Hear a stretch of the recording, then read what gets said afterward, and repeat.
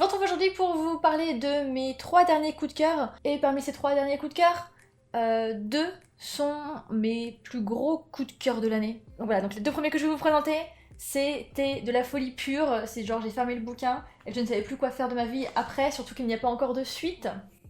Comment vous dire que j'étais assez dégoûtée. Le troisième, c'était une excellente lecture, on va dire plus proche du coup de cœur que du coup de cœur, mais je vous en ai pas encore parlé en détail, donc je vais faire ça aujourd'hui. Je vais pas faire d'autres introductions, parce que, à part me plaindre de la lumière, je n'ai rien d'autre à dire, hein. Et je commence par vous parler de Stand Still, Stay Silent de Mila Sundberg, qui a été une de mes dernières lectures, puisque je l'ai refermée il y a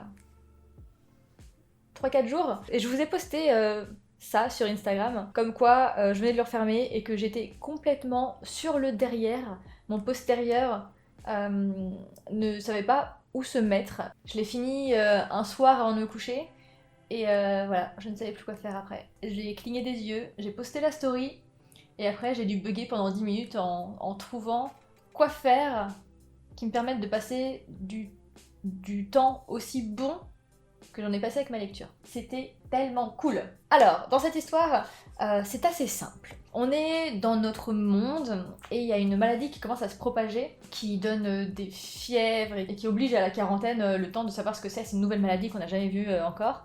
Et ils appellent ça la maladie de la rouille, je crois. Bon, pendant plusieurs jours, les gens ils regardent les infos, ils essaient de voir ce qui se passe, parce que c'est très contagieux, ça on le sait, donc il y a tout le monde qui est contaminé, qui est déjà dans un hôpital en observation, quoi. Le problème, c'est qu'il faut plusieurs jours à la maladie pour développer des symptômes.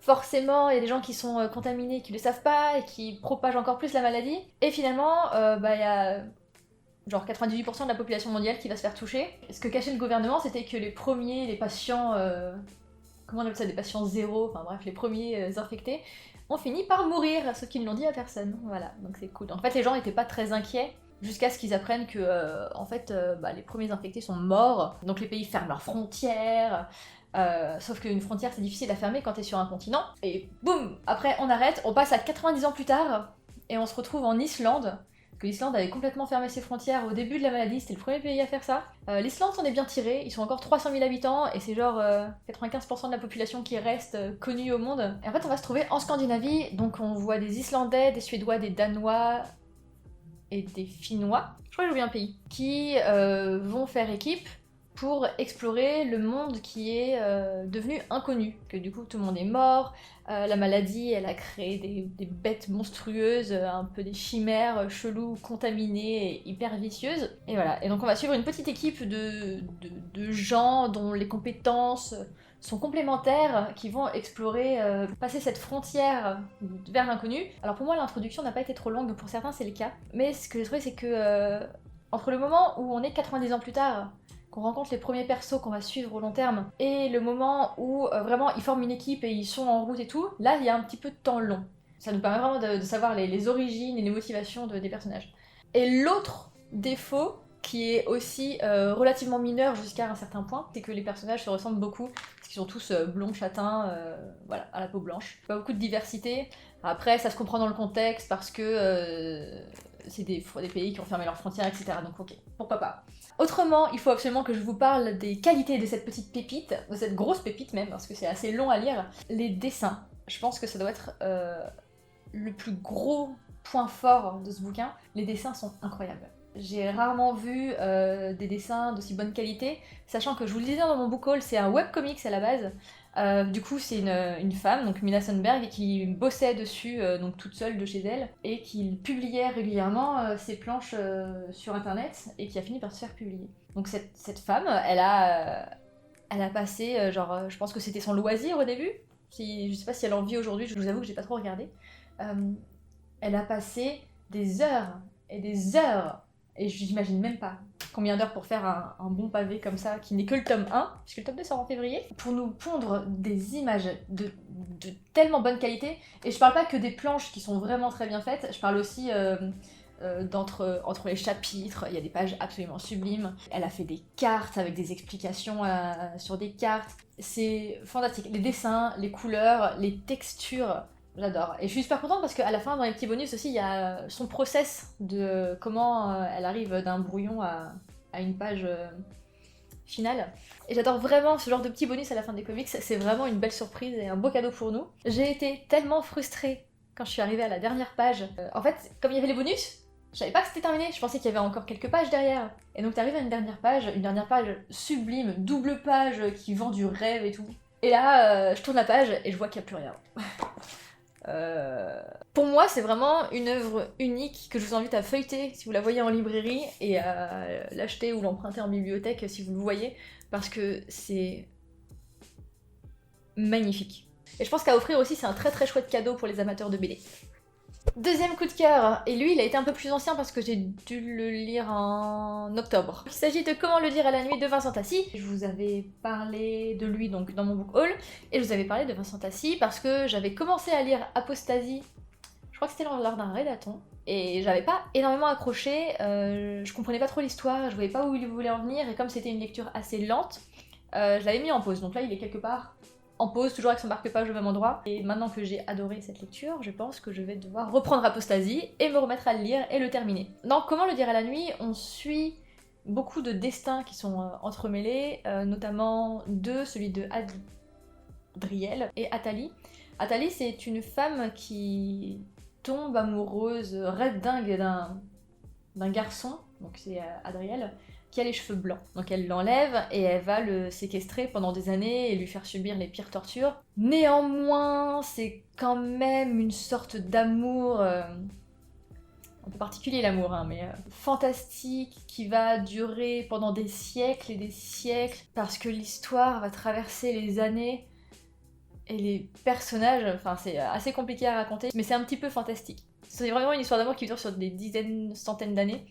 Et à côté de ça, on va suivre d'autres personnages qui ont tous des vies très différentes et qui vivent aussi à des époques différentes, mais qui néanmoins vont plus ou moins avoir un rapport entre elles. C'est tellement difficile à raconter ce bouquin que je ne sais pas trop ce que je peux dire de plus. Moi, ce qui m'avait intrigué, c'était la couverture et le résumé. Je m'étais dit, allez hop, on tente. Et ça a été une surprise de fou. Alors par contre, je vous le conseille pas si vous n'êtes pas sensible à l'écriture poétique, parce que Vincent Tassi, quand il écrit, ou en tout cas quand il a écrit ce bouquin, c'est des phrases sublimes. Tu peux t'arrêter devant une phrase et la relire parce que vraiment ça sonne bien, mais surtout que c'est hyper bien écrit et tu ressens au fond de toi des choses. Ça me fait pas ça sur tous les bouquins, moi je suis assez insensible à l'écriture des auteurs et des autrices en général. Là, ça n'a pas été le cas. Là, je me suis posée et j'ai relu des phrases et je me suis dit, ah ouais, j'ai même pas mis de petit post-it. L'écriture est absolument sublime, donc si vous êtes sensible à ça, allez-y, les yeux fermés, c'est vraiment magnifique, c'est une plume incroyable. Par contre, si vraiment il y a ce style d'écriture qui vous fatigue et qui vous permet pas d'apprécier une histoire, je vous le déconseille. Voilà, comme ça vous êtes au courant.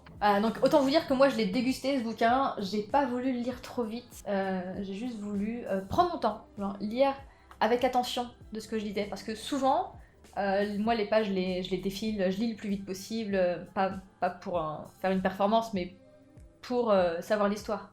Alors que là j'avais envie d'être lente et j'avais envie de prendre mon temps. Donc j'ai pris mon temps et c'était vachement bien. Ce que j'ai bien aimé aussi, c'est que les différents personnages que je suis, alors je crois qu'en tout il y en a... Donc il y a Athalie, Adriel et 4 ou 5 autres, je sais plus exactement. On les suit par chapitre interposé.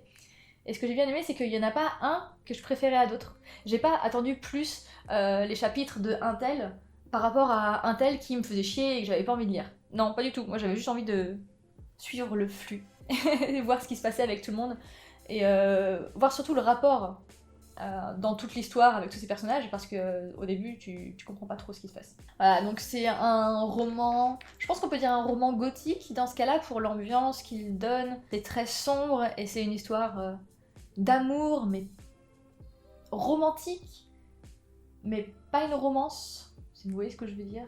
Pour moi c'est un ovni, ce bouquin, et c'est tellement un ovni que je sais pas vraiment comment exprimer mon amour pour lui. Donc sachez que je l'ai énormément aimé, mais aimé au-delà du énormément, ça a été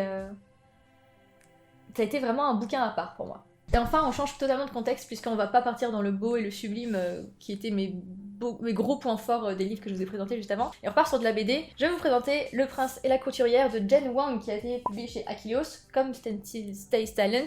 Mais je n'y peux rien si Achilleos font des BD de qualité et qu'ils ont un catalogue qui me donne envie de tout acheter. Ici, ça va être plus être l'histoire et les personnages qui m'ont fait chavirer. J'ai eu un gros attachement à ces deux personnages qu'on voit là. Dans cette histoire, on suit un prince qui n'est pas très à l'aise dans son rôle de prince. Ses parents cherchent à le marier et lui, il n'a pas envie de se marier. Lui, son truc, c'est de vêtir ses plus belles robes et ses plus belles perruques et d'aller vivre une deuxième vie la nuit dans Paris et de conquérir la ville par la mode et sa passion du tissu.